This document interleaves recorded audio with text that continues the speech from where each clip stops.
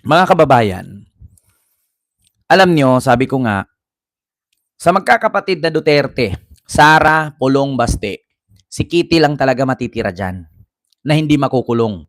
Bakit? Hindi naman si Kitty politician. Kaya, kung napansin ninyo mga kababayan, si Pulong Duterte. Bakit? Kung naalala nyo kahapon, sabi ni Ombudsman Boyeng Rimulya, ang Davao City, ang epicenter o sentro, umpisa, ugat, puno ng flood control, corruption. So, bumanat si Pulong. Alam nyo na, mga kababayan, once nasabihin ni Boyeng yan, gumagalaw na yan. Pakinggan nyo, mga kababayan, yung banat ni Pulong. Sabi ko nga siya, mauubos yan sila eh. Yung magkakapatid na Duterte, mauubos talaga yan. Real talk, mga kababayan, mauubos. Si Kitty, Duterte, na matira dyan. Wala kayo sa akin. Diba? Sagot ni Pulong sa banat ni Boyeng Rimulya. Ilabas ang kumpletong record o ebidensya. Yan ang diretsahang hamon ni Davao City 1st District Representative Paulo Pulong Duterte kay Ombudsman Crispin Rimulya. Ito ay matapos sabihin ni Ombudsman Rimulya kahapon na epicenter o sentro umano ang Davao City ng korupsyon sa flood control. Ang epicenter po ng flood control bago dumating ang Marcos administration ay Davao City. Ang ecosystem of corruption po mabigat. Diba? Rinig nyo? Narinig ninyo? Si Boyeng na mismo nagsabi. So ano bang gustong mangyari ni Boyeng? Malamang sa malamang, si Pulong yan, 51 billion yan. Niwala kayo sa akin. Alam nyo, mas mabigat ang kaso ni Pulong kaysa sa 600 million ni Sara. Real talk baka nga magulat tayo, mas mauna si Pulong makulong kaysa kay Sara eh. Si Sara tina-trial. Si Pulong walang trial dyan. Pag yan in-inspection ni Dizon at lahat ng materialis yan puro substandard, putang ina. Alam nyo, ito real talk. Real talk mga kababayan. Bakit? Nagets nyo ba yung gusto kong sabihin? Bakit? Para sa akin, kahit hindi na inspeksyonin ni Vince Dizon, yung mga proyekto ni Pulong na sinabi niya, kumpleto siya sa project. Walang ghost project. Lahat nagawa. Ang tanong, yun bang mga materyales, hindi ba substandard? Take note, sa Davao City, nung nakaraang linggo lang, naalala niyo yung Steel Corporation, pagawaan ng bakal, puro substandard? Saan kumukuha ng bakal? Pinagawa si Pulong sa mga proyekto niya. Sa Davao City lang naman ang may pagawaan ng mga substandard na bakal. Mga kababayan, sabi ko sa inyo kahit hindi na i-check ni Vince Dizon kung substandard ba ang project ni Pulong, automatic yan, dun pa lang sa bakal substandard na. Bakit? Huwag niyong sabihin si Pulong sa Malaysia pa bumili ng bakal. Tangina, nasa Davao na yung paggawaan ng substandard. Malamang doon siya bibili. Sige nga. Sabi ko sa inyo, kahit hindi mo na i-check, alam mong substandard yan. Naalala niyo nung naglindol? Halos lahat ng bakal, puro substandard nung nilindol. Jensan, nilindol. Anong sagot? Lahat puro-puro substandard. Saan galing? Doon sa Steel Corporation sa Davao City na ni-read, ni Matibag. Diba? Saan bibili ang kontraktor? Mag-o-order pa siya sa Maynila para ipagawa na project doon sa Davao? Malamang sa malamang, doon sila sa Davao bibili ng bakal. Saan ka kakita? Pagpapagawa ka ng tulay walang bakal, mas lalong makulong si Pulong. Malamang sa malamang, may bakal yun. Ang tanong, ang bakal ba hindi substandard? Yan tayo Sabi ko sa inyo, sasabit si Pulong dyan Ramdam ko mga kababayan, yung gustong ipahiwatig ni Boyeng. Sasabit si Pulong dyan. Una, kahit sabihin ni Pulong, ganon kakapal ang libro ng proyekto niya sa Davao na tapos. O sige, given na yun, tapos. O sige, given na yun, may proyekto. Ang tanong, yun bang ginamit mo sa proyekto, hindi ba substandard? Kasi once na masilipan na substandard yung mga bakal niyan, patay si Pulong dyan. Kasi kapag sinabi nating substandard, yung project na nagkakahalaga ng 100 million, substandard ang gamit, hindi 100 million yun. So ibig sabihin, dinuktor nila yung resibo. Saan ka nakakita ng substandard? Same presyo sa original. Ang ina oh. Sasabit siya dyan. Yan ang ikakakulong ni Pulong. Continue. Mahirap pong pasukin. Mahirap pong kumuha ng impormasyon. Marami hong taong hindi nagsasalita. Pero hindi ko kami tumitigil. Davao po yung ecosystem na aming tinutukoy. Patay. At kasi doon ho maraming pondo na pumasok daw. Sa pahayag na inilabas ni Congressman Pulong, may hawak siyang listahan ng mga nakumpletong proyekto mula 2020 hanggang 2022 galing sa DPWH Region 12. Ayon kay Pulong, may hawak siyang dokumento sa kanyang mga proyekto mula 2020 hanggang 2022 mula sa DPWH Region 12. Saan kukuha ng bakal ang DPWH Region 12? Tanong lang. Kailan tinayo ang steel manufacture na hinuli ni Matibag nung nakaraang linggo lang? Kailan tinayo? Sabi ko sa inyo, 100% naniniwala ako. Lahat ng ginamit dyan, substandard. Alangan naman, sa Ace Hardware bumili ang DPWH ng mga bakal. Malamang sa Davao lang din. Diyos ko, bibili ka ng bakal galing pa Maynila, meron namang bakal tinda sa Mindanao.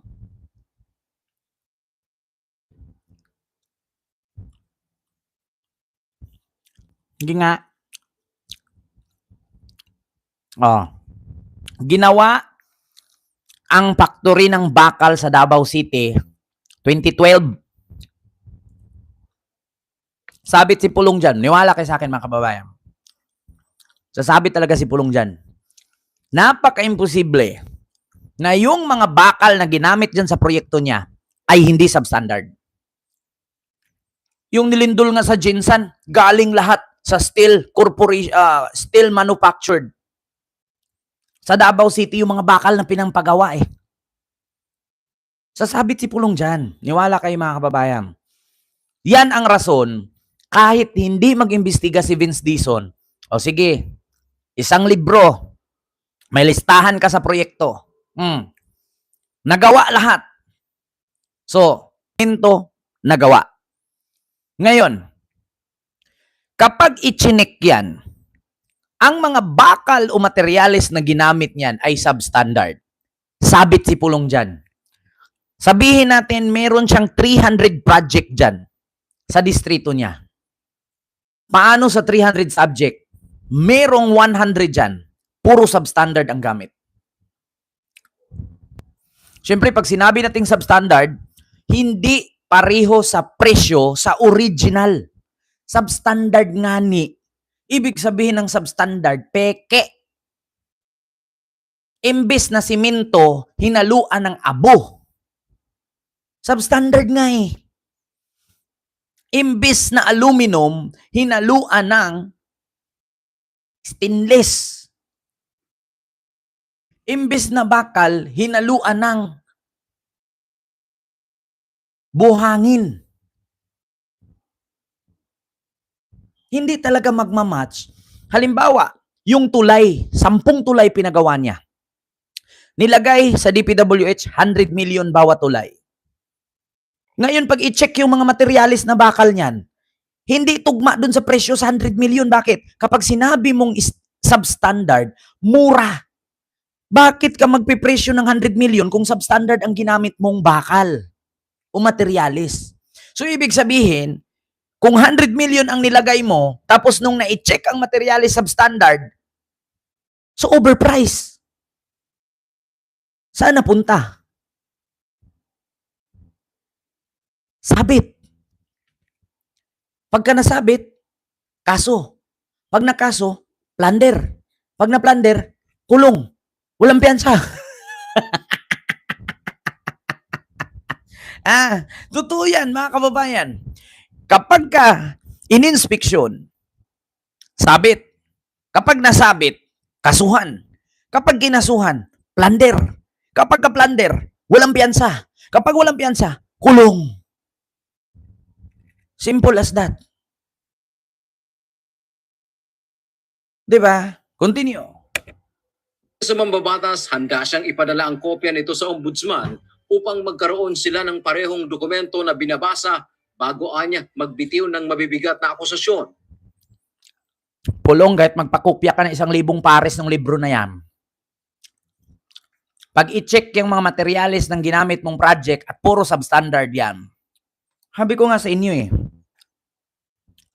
magpapagawa ka ng bahay. Taga Davao ka. Papagawa ka ng bahay. Malaking bahay. Mansyon. Bakit ka mamimili ng bakal sa Maynila kung mayroon ng pagawa ang bakal sa Davao? Sinong magpapagawa ng bahay na hindi maghanap ng materialis na mura?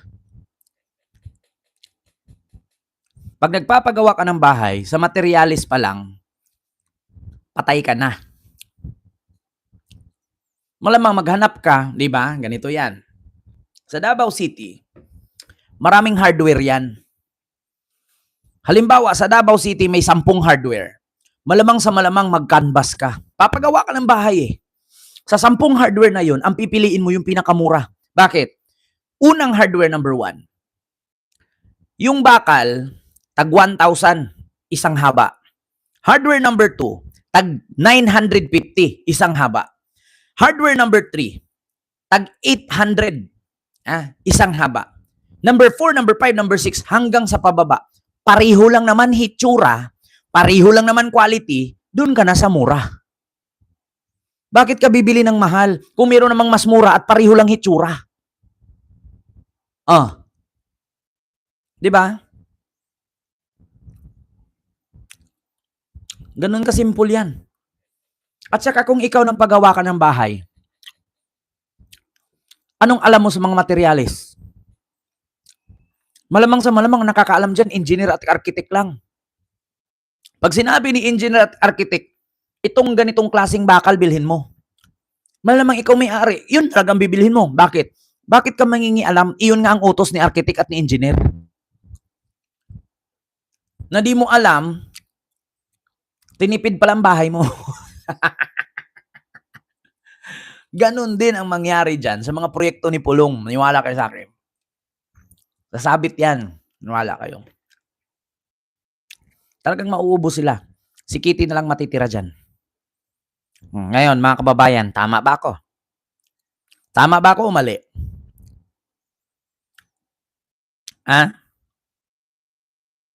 Sabi ni Chupaeng, it's just beautiful, but substandard because of the design, but good class.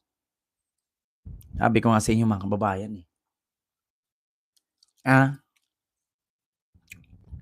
Laki ng tsansa. Sabit si Pulong. Pakinggan niyo tong balita. Ito Hanapin natin. Hanapin natin, mga kababayan. Punta tayo sa YouTube. Substandard ang mga bakal sa lindol. Pakinggan nyo, mga kababayan. Kung naalala ninyo, yung mga bumibigay na mga infrastruktura sa Mindanao noong lindol, kung naalala ninyo, hinuli nga yung paggawaan ng bakal ni Attorney Milvin Matibag at napagkaalaman nila na yung mga materyales na ginamit doon sa mga bumigay na building ay galing sa paggawaan ng bakal na substandard sa Davao City. Diba? Kung naalala ninyo, yun ang nasa balita. Hindi ko lang alam kung anong balita yan. Hindi ko lang sure kung UNTV ba siya or ano yun, ABS-CBN ba yun? 'Di ba? Ito yun mga kababayan na paggawaan ng bakal, ayan, ng bakal, raid sa Davao. Ito, panoorin natin mga kababayan. Ito ha, saan ba dito? Radioactive, bakal, paggawaan ng substandard radioactive umanong bakal sa Davao City, sinalakay. Ni-raid na planta ng bakal nagpositibo sa radiation. PAOK, ayan, naklaro sa perimeter security lamang ang ilan at ito pa, umapila. Ayan, wag haluan ng politika. Ito, pakinggan nyo. Travel with peace of mind with our service guarantee. Panoorin natin. Your next Pakinggan holiday natin. trip starts with trip.com.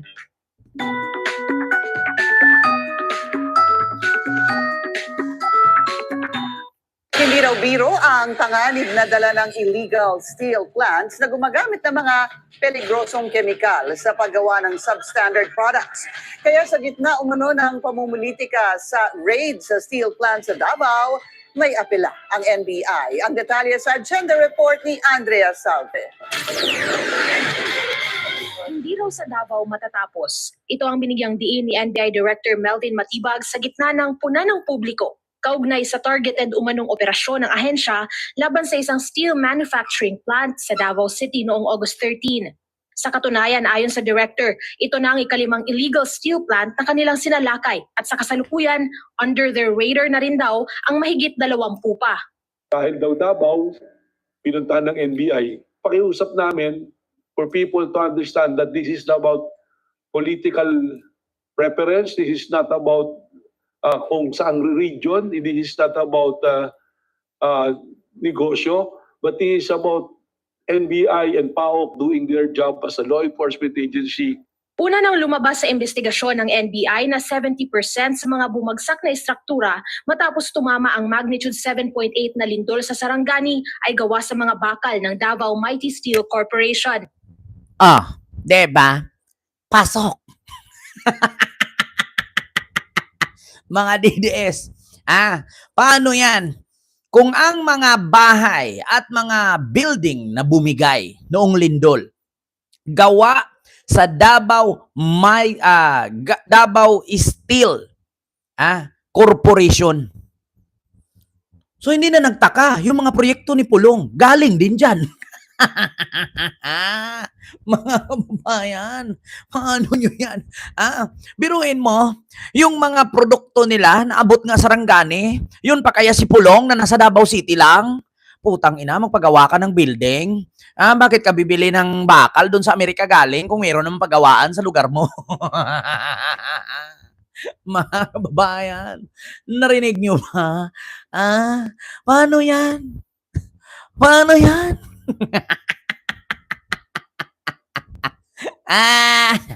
Mga DDS. Paano yan? Ulitin ko Kung ang Sarangani na medyo ilang oras mula sa Davao ay galing sa Davao manufactured, steel manufactured, na substandard ang mga gamit ng mga building na bumagsak. Paano pang Davao City? Nandun mismo ginawa. Doon mismo yung paggawaan. Patay tayo dyan. Negosyo, but this is about NBI and PAOK doing their job as a law enforcement agency. Una nang lumabas sa investigasyon ng NBI na 70% sa mga bumagsak na istruktura matapos tumama ang magnitude 7.8 na lindol sa Sarangani ay gawa sa mga bakal ng Davao Mighty Steel Corporation. Mahigit isang dekada nang nag-ooperate ang planta at nakita ang mga bakal nito sa halos 400 gusaling pinabagsak ng lindol na halo-halong government at private structures. Rinig nyo? Yung mga bakal, according sa investigasyon ng NBI, sa 400 plus na private and government structures, gawa sa substandard. So hindi nga nalalayo ang kay Pulong. Gawa din sa substandard. Mama, paano yan, mama? Sasabi tayo dyan, mama. Mama, sabit ka dyan, mama. Kulong ka talaga dyan. Ma'am Agnes, Kabinders Vlog, patay ka dyan. Kahit magdala ka ng 1,000 kopya ng libro mo, na wala kang ghost project, pero kung ang ginamit mo namang materyales ay substandard, katulad sa nangyari na mga substandard building sa Sarangganing Bumigay. So kung ang Sarangani ay na-distributan ng Mighty Steel Corporation na yan, paano pa ang Davao City? Inandun mismo yung paggawaan. Malamang sa malamang, yan din ang ginagamit. Ibang aspeto pa raw ang pagiging radioactive ng mga produktong bakal. Preliminary technical evaluation na ginawa ng laboratories ng isang pribadong laboratory at ng Philippine Nuclear Research Institute, ang level po ng radioactivity sa Davao Mighty Steel Corporation ay mas mataas kumpara doon sa Pampanga po. Mataas ang level ng kontaminasyon ng uranium, thorium, and for the first time, radium-226. Patay. Halos 200 empleyado rin ang na-rescue sa planta. 57 raw dito ang nagpositibo na sa iba't ibang karamdaman, kabilang na ang 2 nagpositibo rin sa mataas na level ng radioactivity. Sila po ay forklift operator. Yung iba naman po ay nasa waste material, yung iba po ay nasa storage, yung iba po ay nasa tunawan ng bakal o yung furnace. Bakit hindi alam ng mayor ng Davao yan? Kala ko sa Bureau of Customs lang may mga padulas. Sabi nga ni Mama Leni Robredo, anong ahensya ng pamahalaan ang number 1 corrupt? DPWH, Customs, COA, BIR, Immigration. Sabit. So, kung naalala nyo rin, mga kababayan, si Basti Duterte, baka nakalimutan ninyo, si Basti Duterte, may kakaharapin ding kaso. Si Sara, mabigat-bigat, impeachment, grave threat. Si Pulong, mas mabigat. Kung kay Sara 600 million at may grave threat na 3 counts, si Pulong mas mabigat, 51 billion. May grave threat din. Patay tayo dyan, ha? Oh, dito naman kay Baste, may grave threat din. Nako po, Baste.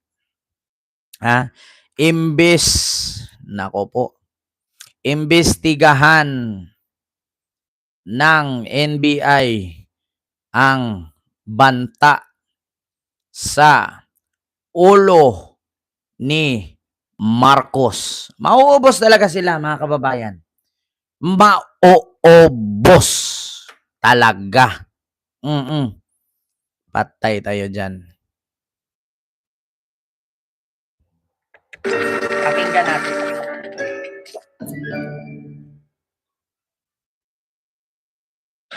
Senator Judge Raffy Tulfo thereafter. Senator Judge Pangilinan. Senator Judge Raffy Tulfo, you have, I believe, 1 question, right? Actually, 2 questions, Your Honor. You may proceed, sir. You have 2 minutes, actually. Ako, na-stress na ako kanina, 5 minuto ako.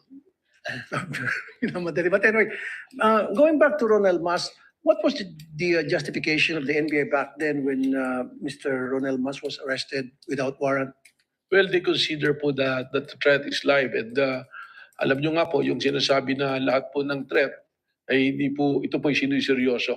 So may nag-order sa na-arrestuin si Ronald I Mas? don't have that recollection. Hindi ko po alam. But it was, the arrest was made by the regional office po of Region 1 po. So would you admit now na illegal yung ginawa ng NBI noon na pag-aresto kay Ronald Mas na walang warrant? Sa mga hindi nakakaalam, si Ronald Mas, siya po yung teacher na nagsabing sinong makakapatay kay Digong magbibigay siya ng 50 million. Yun yung inaresto dahil sa utos ni Digong. Pero ngayon, yung mga anak ni Digong nagbanta kay BBM, walang naaresto. Yan yung tanong ni Tulfo. Well, si Ronel Mas po was released precisely the reason why meron pong lapses po dun May po sa lapses. procedure. Okay, would you also consider na the fact na merong ginawang pagbabanta si Baste Duterte na similar dito kay Ronel Mas, na dapat umaksyon din yung NBI tulad ng pag-aksyon nila sa isang guro? Kaya katunayan, yan nga po yung aking binabanggit na tuloy-tuloy po yung investigation sapagkat alam niyo po yung warrantless arrest, lesson nga po dyan kay Romel Marcian na dapat po kasi immediate po yung pong pag-aresto. Pag yan po ay lumipas na, hindi na po tayo pwedeng mag-aresto under the law sapagkat papasok po ito sa illegal arrest po. Last na lamang, so make a comparison ngayon. Bakit yung isang guro na nagbanta kay dati Pangulong Duterte agad inaresto at bakit itong isang vice president na nagbanta kay Pangulong Bongbong Marcos hindi inaresto ng NBI? I can only second guess po na maaaring may pagkakaiba po ng proseso or tinitingnan po ang administrasyon ng panahon na yun at ng panahon po ngayon. Maraming salamat po. Thank you, Senator Judge Rafi Tulfo. Senator Judge Pangilinan is recognized. Ayan, narinig nyo. Kaya nga sabi ko sa inyo, mauubos sila eh. Mauubos yung tatlong magkakapatid. Talagang si Kitty Duterte lang matitira dyan eh. Mga kababayan, talagang si Kitty Duterte na lang talagang matitira dyan. Like po tayo mga kababayan. Kita nyo